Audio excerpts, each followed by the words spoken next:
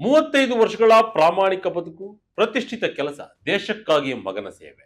ಇಷ್ಟೆಲ್ಲ ಇದ್ದರೂ ಒಂದು ಬೆಳಗ್ಗೆ ನಿಮ್ಮನ್ನ ಅಕ್ರಮ ವಲಸಿಗ ಅಂತ ಜೈಲಿಗೆ ಹಾಕಿದ್ರೆ ಹೇಗಾಗ್ಬೇಡ?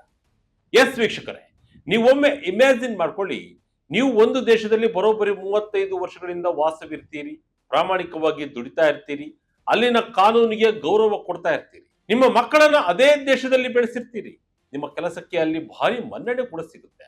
ಇಷ್ಟೆಲ್ಲ ಇದ್ದರೂ ಒಂದು ದಿನ ನೀವು ಕೆಲಸದ ನಿಮಿತ್ತ ಏರ್ಪೋರ್ಟ್ಗೆ ಹೋದಾಗ ದಿಢೀರ್ ಅಂತ ಅಧಿಕಾರಿಗಳು ಬಂದು ನಿಮ್ಮ ಕೈಗೆ ಬೇಡಿ ತೋರಿಸಿದ್ರೆ ಹೇಗಾಗ್ಬೇಡ? ನೀವು ಅಕ್ರಮವಾಗಿ ಇಲ್ಲಿದ್ದೀರಾ, ನಿಮ್ಮನ್ನ ಗಡಿಪಾರು ಮಾಡುತ್ತೇವೆ ಅಂತ ಹೇಳಿದ್ರೆ ನಿಮ್ಮ ಕತೆ ಏನಾಗ್ಬೇಡ? ಎಸ್ ವೀಕ್ಷಕರೇ, ಇಂತಹದೊಂದು ಆಘಾತಕಾರಿ ಅಮಾನವೀಯ ಘಟನೆ ಈಗ ಅಮೆರಿಕದಲ್ಲಿ ನಡೆದಿದೆ. ಭಾರತೀಯ ಮೂಲದ 53 ವರ್ಷದ ಮಹಿಳೆ ಮೀನು ಬಾತ್ರಾ ಎಂಬುವರ ಬದುಕು ಈಗ ಅಕ್ಷರಶಃ ಬೀದಿಗೆ ಬಿದ್ದಿದೆ. ಅಮೆರಿಕದ ಬ್ರೋಕನ್ ಇಮಿಗ್ರೇಷನ್ ಸಿಸ್ಟಮ್ ಒಬ್ಬ ಅಮಾಯಕ ಮಹಿಳೆಯನ್ನ ಹೇಗೆಲ್ಲ ಕಾಡುತ್ತಿದೆ ಅನ್ನೋದಕ್ಕೆ ಈ ಘಟನೆಯ ಸಾಕ್ಷಿ. ಯಾವ ತಪ್ಪು ಮಾಡದ ಮೀನು ಬಾತ್ರಾ ಈಗ ಡಿಟೆನ್ಷನ್ ಸೆಂಟರ್ ನಲ್ಲಿ ಕಣ್ಣೀರು ಹಾಕ್ತಿದ್ದಾರೆ. ಹಾಗಾದ್ರೆ ಈ ಮೀನು ಬಾತ್ರಾ ಯಾರು? 35 ವರ್ಷಗಳ ಕಾಲ ಅಮೆರಿಕದಲ್ಲಿ ಲೀಗಲ್ ಆಗಿದ್ದರೂ ಈಗ ದಿಢೀರ್ ಅಂತ ಅವರನ್ನ ಬಂಧಿಸಿದ್ದು ಯಾಕೆ? ಅವರನ್ನ ಅಮೆರಿಕದಿಂದ ಹೊರಹಾಕಲು ಅಧಿಕಾರಿಗಳು ಪ್ಲಾನ್ ಮಾಡಿದ್ದಾದ್ರೂ ಯಾಕೆ? ಈ ಇಡೀ ಸ್ಟೋರಿಯ ಕಂಪ್ಲೀಟ್ ಡೀಟೇಲ್ಸ್ ಅನ್ನ ಕೊಡ್ತೀನಿ, ನೋಡ್ತಾ ಹೋಗೋಣ. ಯಾರು ಈ ಮೀನು ಬಾತ್ರಾ? ಬ್ಯಾಕ್ ಗ್ರೌಂಡ್ ಏನು? 35 ವರ್ಷಗಳ ಹಿಂದೆ ಅಮೆರಿಕಕ್ಕೆ ಹೋಗಿದ್ಯಾಕೆ? ವೀಕ್ಷಕರೇ, ಮೊದಲಿಗೆ ಮೀನು ಬಾತ್ರಾ ಯಾರು ಎಂಬುದನ್ನು ನೋಡ್ಬಿಡೋಣ. ಮೀನು ಬಾತ್ರಾರವರು ಟೆಕ್ಸಾಸ್ ನಲ್ಲಿರುವ ಅತ್ಯಂತ ಪ್ರತಿಭಾವಂತ ಮಹಿಳೆ. ನಿಮಗೆ ಗೊತ್ತಿರಲಿ, ಇಡೀ ಟೆಕ್ಸಾಸ್ ರಾಜ್ಯದಲ್ಲಿ ಹಿಂದಿ, ಪಂಜಾಬಿ ಮತ್ತು ಉರ್ದು ಭಾಷೆಗಳಿಗೆ ಲೈಸೆನ್ಸ್ ಪಡೆದ ಏಕೈಕ ಕಾನೂನು ಅನುವಾದಕಿ, ಅಂದ್ರೆ ಲೀಗಲ್ ಇಂಟರ್ಪ್ರಿಟರ್ ಅಂದರೆ ಅದು ಮೀನು ಬಾತ್ರಾ ಮಾತ್ರ. ದಕ್ಷಿಣ ಏಷ್ಯಾದ ಸಾವಿರಾರು ಜನರಿಗೆ ಇಮಿಗ್ರೇಷನ್ ಕೋರ್ಟ್ಗಳಲ್ಲಿ ಭಾಷಾಂತರ ಮಾಡಿ ಸಹಾಯ ಮಾಡಿದ ಕೀರ್ತಿ ಇವರು. ಅಂತಹ ಮಹಿಳೆಗೆ ಇಂದು ಅದೇ ಇಮಿಗ್ರೇಷನ್ ಸಿಸ್ಟಮ್ ಮುಳುವಾಗಿದೆ. 1991ರ ಆರಂಭದಲ್ಲಿ ಭಾರತದಲ್ಲಿ ಸಿಖ್ಖರ ವಿರುದ್ಧ ನಡೆದ ದಂಗೆಯಲ್ಲಿ ಮೀನು ಬಾತ್ರಾರವರ ಪೋಷಕರನ್ನ ಬರ್ಬರವಾಗಿ ಹತ್ಯೆ ಮಾಡಲಾಗಿದೆ. ಆ ಕರಾಳ ಘಟನೆಯಿಂದ ನೊಂದಿದ್ದ ಅವರು ಪ್ರಾಣ ಭಯದಿಂದ ತಮ್ಮ ಉಳಿದ ಕುಟುಂಬ ಸದಸ್ಯರನ್ನ ಸೇರಲು ಅಮೆರಿಕಕ್ಕೆ ಪಲಾಯನ ಮಾಡಿದ್ದರು. ಅಮೆರಿಕಕ್ಕೆ ಬಂದ ತಕ್ಷಣವೇ ಅವರು ಆಶ್ರಯ ಕೋರಿ ಅರ್ಜಿ ಸಲ್ಲಿಸಿದರು. ಬರೋಬ್ಬರಿ 9 ವರ್ಷಗಳ ಕಾದ ನಂತರ ಅವರಿಗೆ 2000ನೇ ಇಸವಿಯಲ್ಲಿ ನ್ಯೂ ಜೆರ್ಸಿಯ ಇಮಿಗ್ರೇಷನ್ ನ್ಯಾಯಾಧೀಶರೊಬ್ಬರು ಅವರಿಗೆ ಅಲೈಸಲೆಂ ನೀಡಿದ್ದರು. ವಿತ್ ಹೋಲ್ಡಿಂಗ್ ಅಪ್ ರಿಮೂವಲ್ ಎಂಬ ವಿಶೇಷ ಕಾನೂನು ರಕ್ಷಣೆಯನ್ನು ನೀಡಿದ್ದರು. ಅಂದರೆ ಭಾರತಕ್ಕೆ ಹಿಂದಿರುಗಿದ್ರೆ ಅವರ ಜೀವಕ್ಕೆ ಅಪಾಯವಿರುವುದರಿಂದ ಅವರನ್ನ ಗಡಿಪಾರು ಮಾಡುವಂತಿಲ್ಲ ಎಂಬ ಆದೇಶ ಅದಾಗಿದೆ. ಅಂದಿನಿಂದ ಮೀನು ಬಾತ್ರಾರವರು ಅಮೆರಿಕದಲ್ಲಿ ವರ್ಕ್ ಪರ್ಮಿಟ್ ಪಡೆದು ಪ್ರತಿ ಬಾರಿ ಅದನ್ನ ರಿನ್ಯೂ ಮಾಡಿಸುತ್ತಾ 35 ವರ್ಷಗಳಿಂದ ಅತ್ಯಂತ ಪ್ರಾಮಾಣಿಕವಾಗಿ ಬದುಕು ಕಟ್ಟಿಕೊಂಡಿದ್ರು. ಆದರೆ ಈ ಸ್ಟೇಟಸ್ ನಿಂದ ಅವರಿಗೆ ಅಮೆರಿಕದ ಪೌರತ್ವ ಸಿಗುತ್ತಿರಲಿಲ್ಲ. ಕೇವಲ ಕೆಲಸ ಮಾಡಲು ಮತ್ತು ವಾಸಿಸಲು ಮಾತ್ರ ಅವಕಾಶವಿತ್ತು. ಮಾರ್ಚ್ 17ರಂದು ಏರ್ಪೋರ್ಟ್ ನಲ್ಲಿ ಆಗಿದ್ದೇನು?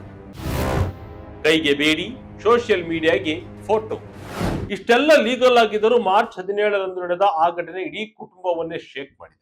ಮೀನು ಬಾತ್ರಾರವರು ತಮ್ಮ ಕೆಲಸದ ನಿಮಿತ್ತ ಟೆಕ್ಸಾಸ್ನ ಹಾರ್ಲಿಂಗೇನ್ ಅಂತಾರಾಷ್ಟ್ರೀಯ ವಿಮಾನ ನಿಲ್ದಾಣದಿಂದ ವಿಸ್ಕಾನ್ಸಿನ್ಗೆ ಹೋಗಲು ಭದ್ರತಾ ತಪಾಸಣೆ ಮುಗಿಸಿ ಬರ್ತಾ ಇದ್ರು. ಈ ವೇಳೆ ದಿಢೀರ್ ಅಂತ ಬಂದ ಐಸಿ ಅಧಿಕಾರಿಗಳು ಅವರನ್ನ ತಡೆದಿದ್ದಾರೆ. ಆ ಅಧಿಕಾರಿಗಳು ಯಾವುದೇ ಸಮವಸ್ತ್ರ ಹಾಕಿರಲಿಲ್ಲ, ಬ್ಯಾಡ್ಜ್ ಕೂಡ ಇರಲಿಲ್ಲ. ಇಲ್ಲಿ ನೀವು ಅಕ್ರಮವಾಗಿ ಇದ್ದೀರಾ, ನಿಮಗೆ ಡಿಪೋರ್ಟೇಷನ್ ಆರ್ಡರ್ ಇದೆ ಅನ್ನೋದು ಗೊತ್ತಾ ಅಂತ ಅಧಿಕಾರಿಗಳು ಕೇಳಿದ್ದಾರೆ. ಇದಕ್ಕೆ ಧೈರ್ಯದಿಂದಲೇ ಉತ್ತರಿಸಿದ ಮೀನು, ಇಲ್ಲ, ನಾನು ಲೀಗಲ್ ಆಗಿ ಇದ್ದೇನೆ, ನನ್ನ ವರ್ಕ್ ಪರ್ಮಿಟ್ ಇನ್ನು 4 ವರ್ಷಗಳ ಕಾಲ ವ್ಯಾಲಿಡಿಟಿ ಇದೆ, ನನಗೆ ಗಡಿಪಾರು ತಡೆಯಾಜ್ಞೆ ಇದೆ ಎಂದು ಹೇಳಿದ್ದಾರೆ. ಆದರೆ ಇದ್ಯಾವುದನ್ನು ಕೇಳದ ಅಧಿಕಾರಿ, ಅದರ ಅರ್ಥ ನೀವು ಇಲ್ಲಿ ಶಾಶ್ವತವಾಗಿ ಇರಬಹುದು ಅಂತಲ್ಲ ಅಂತ ಹೇಳಿ ಅಮಾನವೀಯವಾಗಿ ಕೈಗೆ ಬೇಡಿ ತೊಡಿಸಿ ಮಾರ್ಕ್ ಮಾಡದ SUV ಕಾರಿನಲ್ಲಿ ಕರೆದುಕೊಂಡು ಹೋಗಿದ್ದಾರೆ. ಇಲ್ಲಿ ಇನ್ನೊಂದು ಆಘಾತಕಾರಿ ವಿಚಾರ ಏನೆಂದರೆ, ಮೀನು ಬಾತ್ರಾರವರನ್ನ ಬಂಧಿಸಿದ ಬಳಿಕ ಅಧಿಕಾರಿಗಳು ಕೈಗೆ ಬೇಡಿ ಹಾಕಿರುವ ರೀತಿಯಲ್ಲೇ ನಿಲ್ಲಿಸಿ ಸಾಮಾಜಿಕ ಜಾಲತಾಣಗಳಿಗಾಗಿ ಎಂದು ಹೇಳಿ ಫೋಟೋಗಳನ್ನು ಕ್ಲಿಕ್ಕಿಸಿದ್ದಾರೆ. ಈ ಘಟನೆ ನನ್ನನ್ನು ತೀವ್ರವಾಗಿ ಅವಮಾನಿಸುವಂತಿತ್ತು. ಒಬ್ಬ ಕ್ರಿಮಿನಲ್ ನಂತೆ ನನ್ನನ್ನು ನಡೆಸಿಕೊಂಡ್ರು ಎಂದು ಮೀನು ಬಾತ್ರಾರವರು ಕಣ್ಣೀರು ಹಾಕಿದ್ದಾರೆ. ಟೆಕ್ಸಸ್ ಅಬ್ಸರ್ವರ್ ವರದಿಯ ಪ್ರಕಾರ ಮೀನು ಬಾತ್ರಾರವರು ಕೋರ್ಟ್ ವ್ಯವಸ್ಥೆಯ ಬಗ್ಗೆ ತಿಳಿದಿದ್ದರಿಂದ ಅಧಿಕಾರಿಗಳ ವಿರುದ್ಧ ಮಾತನಾಡಿದರೆ ಅರೆಸ್ಟ್ ತಪ್ಪಿಸಿಕೊಳ್ಳಲು ಯತ್ನಿಸುತ್ತಿದ್ದಾರೆ ಎಂದು, ಸುಳ್ಳು ಕೇಸ್ ಹಾಕಬಹುದು ಎಂಬ ಭಯದಿಂದ ಸುಮ್ಮನೆ ಅವರ ಆದೇಶ ಪಾಲಿಸಿದ್ದಾರೆ. ಡಿಟೆನ್ಷನ್ ಸೆಂಟರ್ ನಲ್ಲಿ ಮೀನು ಬಾತ್ರಾ ನರ್ಕ. ಊಟ ನೀರು ಮಾತ್ರೆ ಇಲ್ಲದೆ 24 ಗಂಟೆ ಪರದಾಟ. ವೀಕ್ಷಕರೇ, ಮೀನು ಬಾತ್ರಾ ಅವರನ್ನ ಮೊದಲು ಹಾರ್ಲಿಂಗೆನ್ನ ಐಸಿಇ ಫೀಲ್ಡ್ ಆಫೀಸ್ಗೆ ಕರೆದೊಯ್ಯಲಾಯಿತು. ಅಲ್ಲಿನ ಅಧಿಕಾರಿಗಳಿಗೆ ಇವರು ಚಿರಪರಿಚಿತರಾಗಿದ್ದರು. ಯಾಕೆಂದ್ರೆ ಅದೇ ಕಚೇರಿಯಲ್ಲಿ ಅವರು ಎಷ್ಟೋ ಕೇಸ್ಗಳಿಗೆ ಅನುವಾದಕಿಯಾಗಿ ಕೆಲಸ ಮಾಡಿದ್ದರು. ಅಲ್ಲಿಂದ ಅವರನ್ನ ರೆಮೆಂಡ್ ವಿಲ್ಲೆ ಹೊರವಲಯದಲ್ಲಿರುವ ಎಲ್ ವೇಲೆ ಡಿಟೆನ್ಷನ್ ಸೆಂಟರ್ಗೆ ಶಿಫ್ಟ್ ಮಾಡಲಾಯಿತು. ಇದು ಎಂತಹ ನರಕ ಅಂದ್ರೆ, ಬಂಧಿಸಿದ ಮೊದಲ 24 ಗಂಟೆಗಳ ಕಾಲ ಮೀನು ಬಾತ್ರಾರವರಿಗೆ ಕನಿಷ್ಠ ಊಟ, ಕುಡಿಯಲು ನೀರು ಕೂಡ ಕೊಟ್ಟಿಲ್ಲ. ಡಿಸೆಂಬರ್ನಲ್ಲಿ ಅವರಿಗೆ ಶಸ್ತ್ರಚಿಕಿತ್ಸೆ ಆಗಿತ್ತು ಮತ್ತು ಕೊಲೆಸ್ಟ್ರಾಲ್ಗೆ ಮಾತ್ರೆ ತೆಗೆದುಕೊಳ್ತಾ ಇದ್ರು. ಆದರೆ ಅಧಿಕಾರಿಗಳು ಹಲವು ದಿನಗಳ ಕಾಲ ಆ ಮಾತ್ರೆಗಳನ್ನು ಕೂಡ ನೀಡದೆ ಸತಾಯಿಸಿದ್ದಾರೆ. ಈ ಡಿಟೆನ್ಷನ್ ಸೆಂಟರ್ ನಲ್ಲಿ ದಿನ ಕಳೆಯುವುದು ಹೇಗೆ ಗೊತ್ತಾ? ಕಿಟಕಿಗಳೇ ಇಲ್ಲದ ಗೋಡನ್ನಂತಹ ಜಾಗದಲ್ಲಿ ದಿನ ಬೆಳಗಾದರೆ ಗೋಡೆ ನೋಡಿಕೊಂಡು ಕೂರ್ಬೇಕು. ತಾನು ಯಾಕೆ ಇಲ್ಲಿದ್ದೇನೆ ಅಂತಾನೆ ಅವರಿಗೆ ಅರ್ಥವಾಗ್ತಿರಲಿಲ್ಲ. ಆದರೂ ತಮ್ಮ ಇಂಗ್ಲಿಷ್ ಜ್ಞಾನ ಮತ್ತು ಇಮಿಗ್ರೇಷನ್ ಕಾನೂನುಗಳ ಪರಿಚಯವಿದ್ದ ಕಾರಣ ಮೀನು ಬಾತ್ರಾರವರು ಅಲ್ಲಿರುವ ಇತರ ಮಹಿಳೆಯರಿಗೆ ವಕೀಲರ ಜೊತೆ ಮಾತನಾಡಲು ಸಹಾಯ ಮಾಡ್ತಿದ್ದಾರೆ.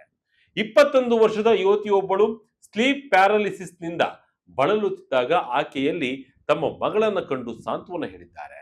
60 ವರ್ಷಗಳ ವೃದ್ಧೆಯೊಬ್ಬರಿಗೆ ಸ್ಟ್ರೋಕ್ ಆದಾಗ ಫಿಸಿಯೋಥೆರಪಿ ಮಾಡಲು ಸಹಾಯ ಮಾಡಿದ್ದಾರೆ. ತಮ್ಮ ಕಷ್ಟದ ನಡುವೆಯೂ ಅವರು ಇತರರ ಕಣ್ಣೀರು ಒರೆಸುವ ಕೆಲಸ ಮಾಡ್ತಿದ್ದಾರೆ. ಅಲ್ಲದೆ ಅಲ್ಲಿರುವ ಅನೇಕರು ದಿಢೀರಂತ ಕಣ್ಮರೆ ಆಗ್ತಿದ್ದಾರೆ. ಅವರನ್ನ ಎಲ್ಲಿಗೆ ಕಳಿಸ್ತಾ ಇದ್ದಾರೆ?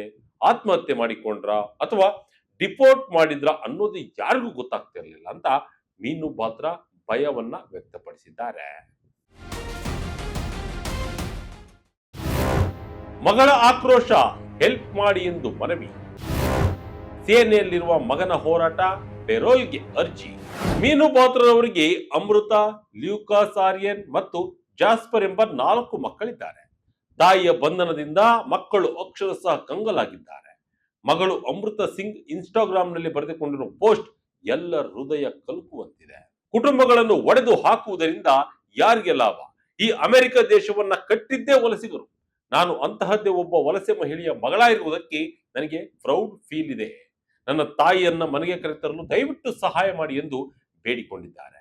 ಇನ್ನೊಂದು ವಿಪರ್ಯಾಸ ನೋಡಿ, ಮೀನು ಬಾತ್ರಾರವರ ಕಿರಿಯ ಮಗ ಅಮೆರಿಕದ ಮಿಲಿಟರಿಗೆ ಸೇರ್ಕೊಂಡಿದ್ದಾನೆ.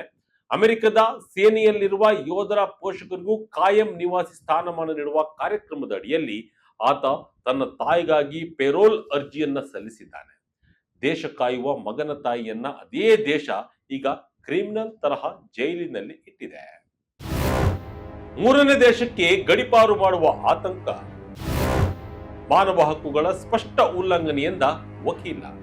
ಈ ಪ್ರಕರಣದಲ್ಲಿ ವಕೀಲ ದೀಪಕ್ ಅಹುವಾಲಿಯಾರ್ ಅವರು ಹೇಬಿಯಸ್ ಕಾರ್ಪಸ್ ಅರ್ಜಿ ಮತ್ತು ಐಸಿಇ ವಿರುದ್ಧ ತಾತ್ಕಾಲಿಕ ತಡೆಯಾಜ್ಞೆ ಕೋರಿ ಅರ್ಜಿ ಸಲ್ಲಿಸಿದ್ದಾರೆ.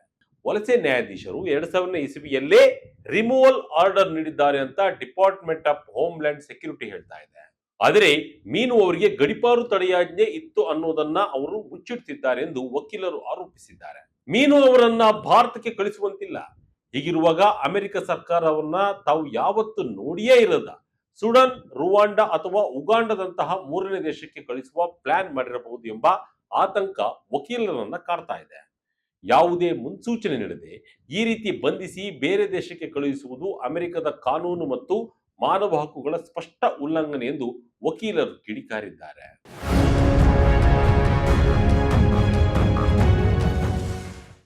ಒಟ್ಟಿನಲ್ಲಿ ವೀಕ್ಷಕರೇ, ಅಮೆರಿಕದಲ್ಲಿ ಪ್ರಾಮಾಣಿಕವಾಗಿ ಬದುಕು ಕಟ್ಟಿಕೊಂಡಿದ್ದ, ತನ್ನ ಕೆಲಸದ ಮೂಲಕವೇ ಗುರುತಿಸಿಕೊಂಡಿದ್ದ ಒಬ್ಬಂಟಿ ತಾಯಿಗೆ ಇಂದು ಅಮೆರಿಕದ ಇಮಿಗ್ರೇಷನ್ ಸಿಸ್ಟಮ್ ಅನ್ಯಾಯ ಮಾಡಿದೆ.